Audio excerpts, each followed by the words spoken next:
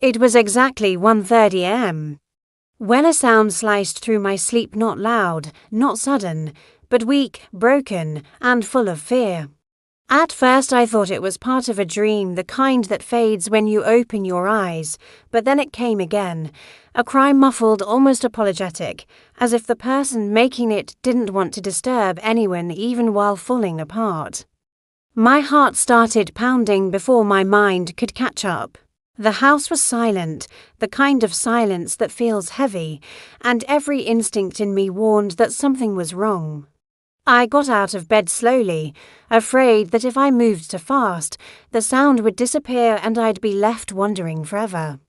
As I reached the front door, the cry turned into a soft knock and steady, uneven, like someone using the last of their strength. When I opened the door, the sight in front of me stole the air from my lungs. Standing there was someone I loved, someone who belonged inside this house, but they looked like a stranger, soaked, shaking, eyes hollow with terror, in that moment, before a single word was spoken. I knew whatever had driven them here at this hour had already changed our family forever, before. That night, our life had felt ordinary in the way people often take for granted. We were a family with routines, disagreements, shared meals, and laughter that echoed through these same hallways. The person standing at my door had once been full of life, confidence, and plans for the future. They had walked out of this house countless times with smiles and promises, and we had trusted that love would protect them out in the world. Looking back, there had been signs, missed calls, sudden silences, forced smiles, but we brushed them aside, convincing ourselves that every marriage, every relationship, has rough patches. We never imagined those quiet changes were warnings as I stepped aside and let them into the warmth of the house, closing the door against the night. I realized how fragile our sense of normal had been. The clock still read 1:30 a.m., but time felt suspended, as if the world had paused to watch what we would do next. Whatever truth was about to be spoken would not just explain the cry at the door, it would shatter illusions, test our love, and force us to choose between comfort and courage. They stood just inside the doorway, not moving, as if crossing the threshold had taken everything they had left. Water dripped onto the floor from their clothes, forming a small dark puddle that spread silently between us. I reached for the light, and when the room brightened, the truth became harder to escape. Their face was pale, eyes swollen and red, lips trembling as if they were still holding back screams that had nowhere to go. One arm was wrapped tightly around their body, not to hide anything, but to hold themselves together. I called their names softly, afraid that a louder voice might shatter them completely. They flinched anyway, shoulders jerking up, eyes darting toward the door as if expecting it to burst open behind them. I guided them to the couch, my hand barely touching their back, careful in a way I had never needed to be before. They sat down slowly, like every movement hurt, staring at the floor as if it held answers they were too afraid to look up from. I brought a blanket and wrapped it around their shoulders, noticing how violently they were shaking now that they were safe enough to stop pretending they were fine. The house felt different, smaller somehow, as if the walls themselves were leaning in to listen. Somewhere in the distance, the clock ticked, each second too loud, too sharp. For a long moment, neither of us spoke. Silence filled the space, thick and suffocating, until I couldn't stand it anymore. I asked what happened, keeping my voice calm even though my chest felt like it was being crushed from the inside. They opened their mouth, then closed it again, swallowing hard. Tears slid down their cheeks without a sound. When they finally spoke, the words came out broken, tangled with sobs, barely understandable. They said they couldn't stay there anymore. They said they were scared. That single word, scared, hit me harder than any explanation could have. I knelt in front of them, trying to catch their eyes, but they kept looking past me like they were still somewhere else, trapped in a moment they couldn't escape. I told them they were safe now, that no one could hurt them here, repeating it like a promise I was desperate to keep. Slowly, pieces of the story began to surface, not in a straight line, but in fragments. An argument that started small. Words that cut deeper than expected. A door slammed too hard. Anger that didn't fade when it should have. Each sentence felt like another crack forming in something I had believed was solid. As they spoke, memories I had buried started to rise. The times they'd cancelled visits at the last minute. The forced cheerfulness in their voice on phone calls. The way they always rushed home, never staying too long, never seeming fully relaxed. I had asked if everything was okay. They had always said yes. I had wanted to believe them. Now, sitting there in the dim light, wrapped in a blanket like armor, the truth stared back at me, unforgiving and heavy. Their hands trembled as they described the moment that finally pushed them out the door. Fear had filled the room, they said, the kind that makes your heart race and your thoughts blur. They had realized then that love wasn't supposed to feel like walking on broken glass, constantly afraid of the next wrong step. When they couldn't take it anymore, they ran up no bag. No phone charger. Just instinct and terror guiding them through the dark streets to the one place that still felt like safety. Anger began to rise in me, hot and uncontrollable, but I swallowed it down, knowing this moment wasn't about my rage. It was about listening. It was about letting them finally speak without interruption, without doubt. I nodded, held their hands, whispered that I believed them. At those words, something in them seemed to break open. They cried harder then, the kind of deep, body-shaking sobs that come after holding everything in for too long. I pulled them into my arms, feeling how small they felt, how much weight they had been carrying alone. As dawn crept closer, faint light slipping through the curtains, I realized this was only the beginning. Whatever had happened didn't end when they left that house. It had followed them here, into our living room, into our lives. I looked around at the familiar furniture, the family photos on the wall, and felt a strange mix of comfort and fear. This house had always been a place of safety, but now it had become a shelter from something far darker than I had ever imagined. I promised them, quietly but firmly, that they would not face this alone anymore. That we would figure out what to do next together. As they leaned against me, exhausted, eyes finally closing for a few moments of fragile rest, I stared ahead, knowing that nothing would ever go back to the way it was. That cry at 1:30 a.m.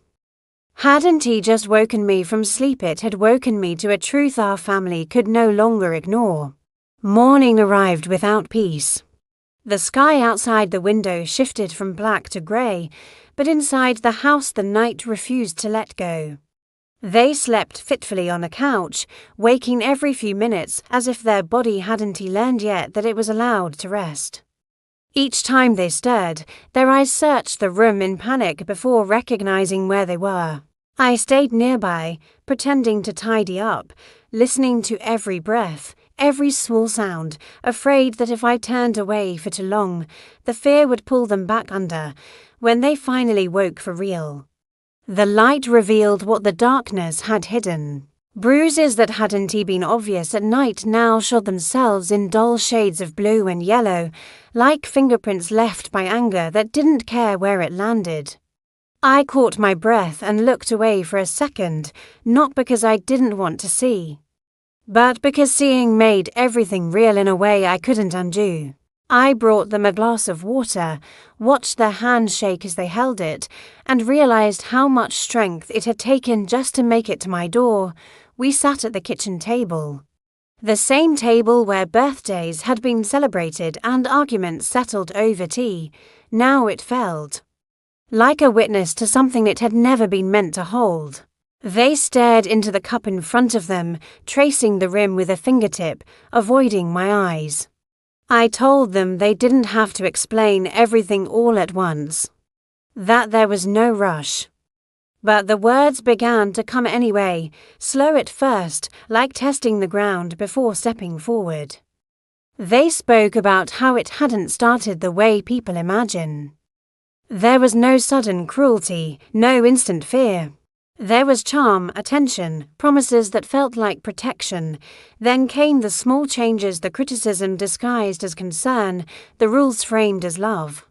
The way their world slowly shrank until everything revolved around keeping someone else calm. They described learning to read moods the way others read clocks, adjusting every word, every movement, to avoid setting something off. As they talked, I felt a deep, aching guilt settle in my chest. I had known them their whole life. How had I missed this? Every sentence revealed another moment when they had almost spoken up, almost asked for help, but stopped.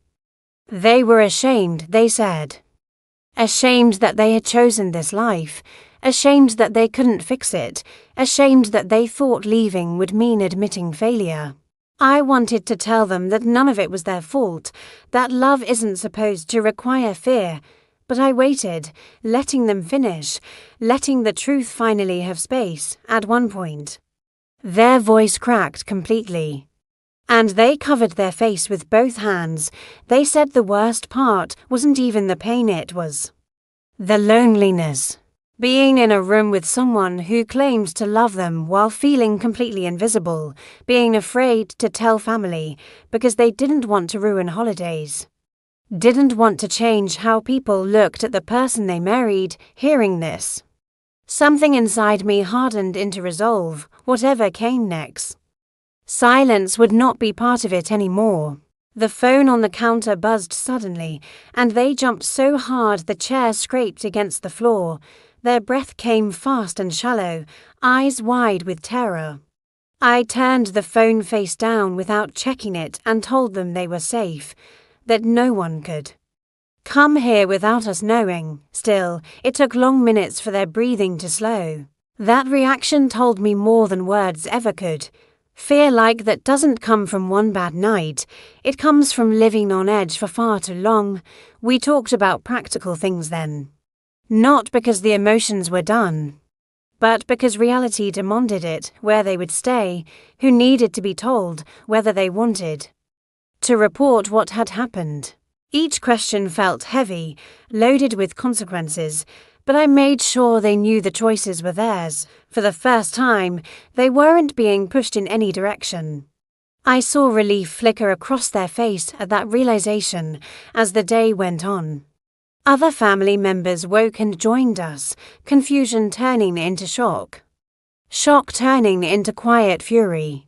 Reactions differed, some wanted immediate confrontation. Others feared making things worse, but beneath it all was the same understanding. The person who walked into our house last night was not leaving alone again, whatever bridges burned, whatever storms followed. This family would stand between them and any more harm.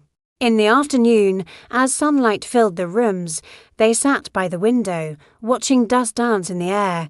They looked older somehow, changed, but there was something else to a small, fragile sense of relief. They said it felt strange to be believed without having to prove anything, strange to breathe without fear tightening their chest. I sat beside them and told them that no matter how complicated things became, coming to that door had been the bravest thing they could have done. By evening, exhaustion weighed on everyone. But no one wanted to sleep. The house buzzed with quiet conversations, plans whispered in corners, emotions still to rot a name. I realized then that this chapter of our lives wasn't about fixing everything overnight. It was about choosing safety, choosing truth, choosing to protect one another even when it was uncomfortable. As the sun set, casting long shadows across the floor, they leaned their head against my shoulder for the first time since arriving. Their body relaxed fully. I wrapped an arm around them, feeling both the weight of what they'd endured and the responsibility now resting on all of us.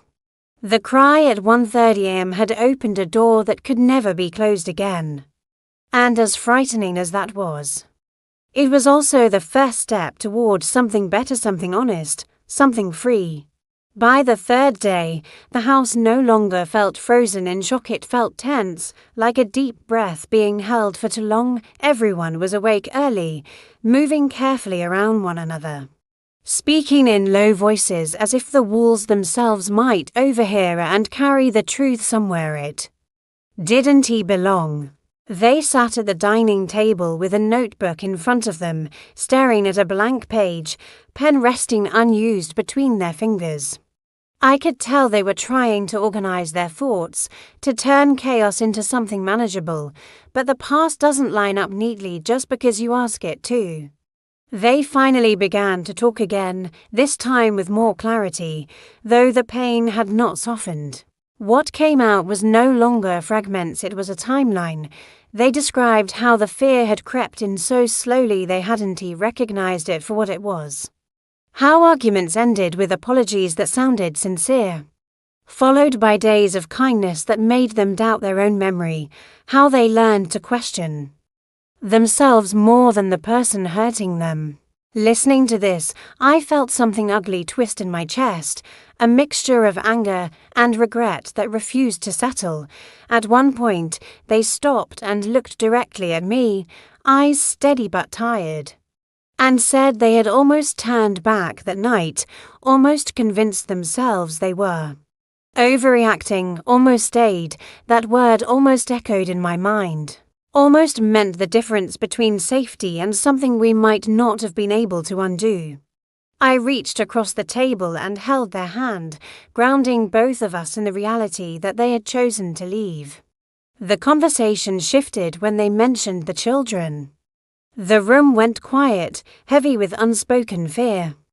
They talked about the moments that haunted them most, not the shouting, not the threats, but the looks of confusion and silence from small faces that didn't understand why the air felt wrong. They said that was when they knew they couldn't stay, that love should never teach fear. Tears returned then, slower this time, more controlled. Like grief finally allowed to breathe. Later that afternoon, a knock came at the door. Not a cry. Not desperate. Just a knock, but it was enough to send their body into panic. Their hands shook, their face drained of color, and instinct took over before logic could catch up. I stepped in front of them without thinking, my heart racing but my voice steady as I opened the door. It was only a neighbor, asking about something ordinary, something that suddenly felt unreal. When the door closed again, I realized how deeply the fear had carved itself into them and into us. That moment changed something. We could no longer pretend this was just emotional pain that time alone would heal. This was trauma, real and demanding attention. We talked that evening about next steps, about reaching out to professionals, about protecting not just bodies but minds. They listened quietly, nodding, absorbing the idea that healing didn't mean weakness, it meant survival. That night, they finally slept in a bed instead of on the couch. I checked on them more than once, watching the steady rise and fall of their chest, listening for signs of distress. In the quiet, I allowed myself to feel what I had been pushing away since the night they arrived. Rage, not explosive, not loud but cold and focused. Rage at the way someone could wear kindness like a mask while doing so much damage behind closed doors. Rage at a system that often asks victims to be braver than it ever asks abusers to be accountable. The following morning brought difficult conversations with extended family. Not everyone reacted the same way. Some were supportive, others uncomfortable. A few asked questions that felt like blame dressed up as concern. I watched their shoulders tense with each comment, each suggestion to think carefully or avoid drama. That was when I stepped in and said enough. I made it clear that protecting them mattered more than protecting anyone's image.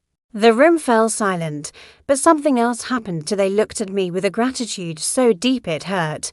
Later, we sat outside together as the sun dipped low, the air cool and still. They told me they felt like they were standing on the edge of something unknown. Terrified of what came next, but unable to go back. I told them that fear didn't mean they were doing the wrong thing, it meant they were doing something new, something brave. We talked about rebuilding life piece by piece, about boundaries, about learning who they were again without constantly shrinking to survive. That night, as the house finally settled into sleep, I realized this chapter wasn't about confrontation or closure yet, it was about acknowledgement. About naming what had happened without minimizing it, about choosing belief over comfort. Protection over peace. The family was changing not because it wanted to, but because it had to. And in that quiet, heavy darkness, I knew that even though the road ahead would be painful, it would no longer be walked alone. By the fourth day, the weight of everything that had happened settled into something heavier than shock and sharper than fear. It was the kind of weight that pressed down on your chest even when you were standing still. The kind that made ordinary moments feel unreal. They moved through the house more slowly now, as if each step required permission. The immediate terror had eased, but in its place was something more complicated, a constant alertness, a readiness for danger that refused to turn off. That morning, they sat by the window again, watching people pass on the street as if studying a world they had been absent from for years. They said it felt strange to see life continuing so normally outside, as though nothing had happened. Cars drove by, neighbors laughed, someone walked their dog. Meanwhile, inside this house, everything had been rewritten. I realized then how isolating trauma can be, not because no one is around, but because no one else feels what you're carrying. The conversation we had that day was one neither of us wanted, but both of us knew was unavoidable. They spoke about the fear of what might come next, messages, apologies, anger, manipulation. They had lived long enough with unpredictable moods to know that silence could be just as dangerous as confrontation. Their hands twisted together as they talked, the same nervous habit they had as a child, and the sight of it nearly broke me. It was a reminder that no matter how grown they were, no one is too old to need protection. Later, a message did arrive. Not a call. Not a knock.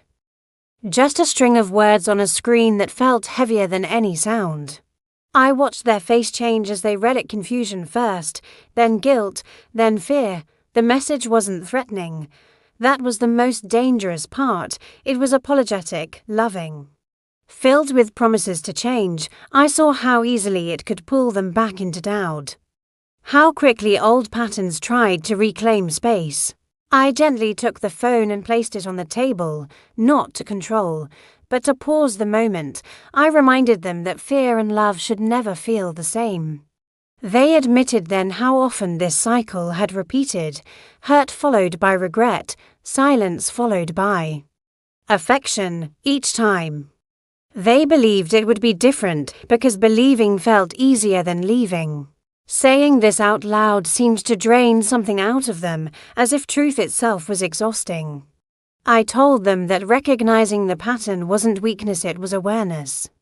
And awareness was power, even if it didn't feel like it yet. In the afternoon, we sat with a counselor for the first time. The room was quiet and neutral, designed to feel safe, but safety takes time to settle in. At first, they struggled to speak, their voice shrinking under the weight of memory. Then, slowly, the words came, not dramatic, not emotional, just honest. The counselor listened without interruption, without judgment.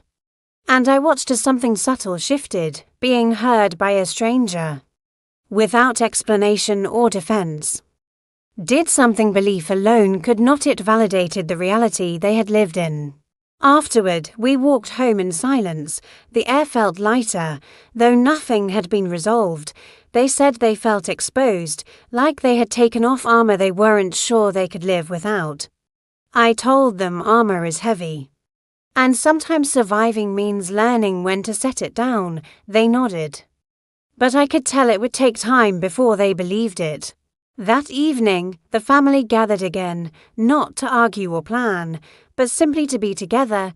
We ate dinner slowly, conversation drifting between memories and mundane topics. Grounding ourselves in normalcy, at one point, they laughed a small, surprised sound. As if it had escaped without permission. Everyone noticed, no one commented, we all understood how rare and precious that moment was. As night fell, fear crept back in quietly. They asked what would happen if things escalated, if anger replaced apology, if doors were knocked on again, this time from the other side. I answered honestly. I said we would call for help, we would document everything, we would protect. Then without hesitation, the certainty in my own voice surprised me, but it was real. Love, I realized, becomes fiercest when it finally stops negotiating with harm. Before going to bed, they stood in the hallway, looking at old family photos on the wall. Their eyes lingered on a picture taken years ago, before any of this had begun. They said they missed that version of themselves, the one who trusted easily, who believed love would never hurt. I told them that version wasn't gone. It was wounded, not erased. Healing wouldn't mean becoming who they were before.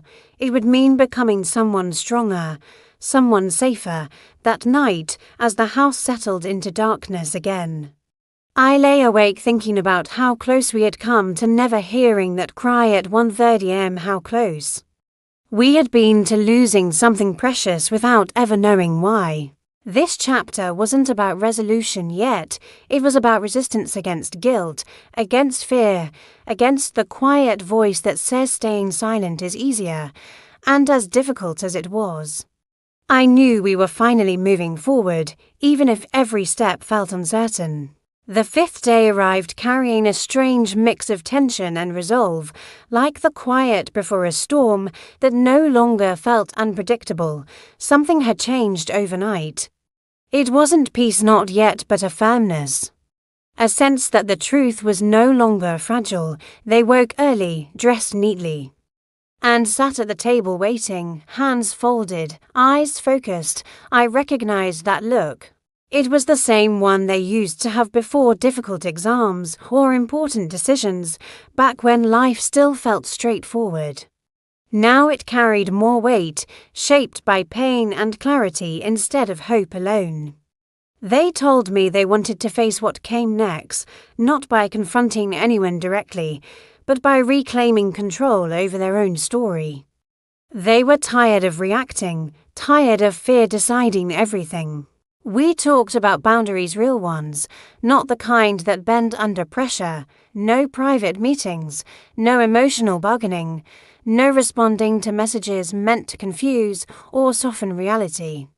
Saying it out loud felt empowering, but also terrifying, because boundaries mean consequences. And consequences mean change. Later that morning, we went through paperwork together, practical things, documents, records, proof, each page another reminder that love should never require evidence of harm to be taken seriously. Their hands shook as they sorted through things. Memories surfacing with each item, a receipt from a night that ended badly, a photo taken before. Everything shifted. They paused often, breathing through moments that threatened to pull them backward.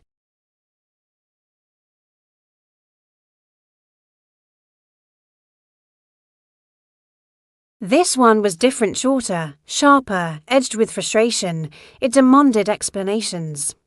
Questioned loyalty, hinted at blame. I watched their reaction carefully. They read it once, then set the phone down. This is what it always turns into, they said quietly. There was no confusion in their voice now, only recognition. That realization felt like a turning point, painful, but necessary, in the afternoon. They met with someone who understood the process ahead. I waited nearby, heart pounding, knowing how hard it is to speak truth in rooms that feel official and unforgiving. When they returned, their face was pale but steady. They said it was overwhelming, but also validating, hearing their experience framed clearly as harm, as danger, as something that deserved protection lifted a weight they hadn't realized they were still carrying. That evening, we walked together as the sun lowered, casting long shadows across the pavement. They talked about grief not just for the relationship, but for the future they had imagined. The home they thought they were building, the version of love they believed in. I listened. Knowing that grief doesn't mean regret. It means caring deeply about what could have been. I told them it was okay to mourn something even when leaving it was the right choice. When we returned home, the house felt different again. Not tense this time, but purposeful. Other family members joined us, bringing food, offering quiet support, not asking questions that needed no answers. There was strength in that silence, togetherness without pressure, protection without control. I saw their shoulders relax as they realized they didn't have to explain themselves anymore. Later that night, they sat alone for a while, writing in the same notebook that had been blank days earlier.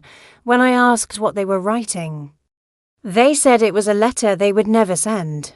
Not to accuse, not to beg, but to release everything they had swallowed for too long. They said it felt like breathing out after holding air underwater. I didn't read it. I didn't need to. The act itself was enough. As the night deepened, fear tried to creep back in, softer now, more subtle.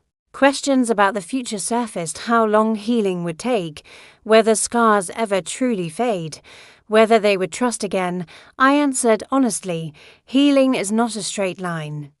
And trust doesn't return all at once, but neither does strength. It grows quietly, often unnoticed, until one day you realize you're standing where you once thought you'd fall. Before going to bed, they looked at me and said something that stayed with me. They said coming to the door at 1:30 a.m.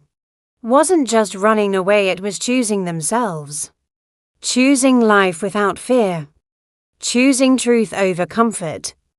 I held them then, feeling both the ache of everything they had endured and the pride of seeing them step forward into something uncertain but honest. As the house went quiet, I understood that this chapter wasn't about ending the past, it was about refusing to let it define the future. The hardest decisions had not made everything easier, but they had made it clearer, and in that clarity, there was strength enough to face whatever came next. The days that followed did not bring relief in the way people imagine endings do. Instead, they brought a quieter kind of strength, the kind that settles in slowly and changes how you stand, how you breathe, how you see yourself reflected in ordinary moments. They woke up one morning and realized they hadn't checked the door twice before leaving their room. It seemed small, almost meaningless, but I noticed it immediately. Fear had loosened its grip just enough to let something else take its place. They began to reclaim pieces of their routine. Cautiously at first, a short walk alone, a phone call answered without flinching, music playing softly in the kitchen while they helped prepare a meal. Each act was a declaration, even if they didn't name it as one. Life was not back to normal no longer existed, but it was moving forward, and that mattered more. There were difficult moments too, nights when sleep wouldn't come, when memories surfaced uninvited and heavy. I would hear them pacing the hallway, footsteps slow and restless, and I would sit with them until the tightness in their chest eased. Sometimes we talked, sometimes silence was enough. Healing, I learned, does not demand constant conversation. It asks only that you don't turn away. One afternoon, they asked to return briefly to the place they had fled, not to confront anyone, but to retrieve a few belongings. The request made my stomach knot, fear rising instinctively. But I saw the determination in their eyes.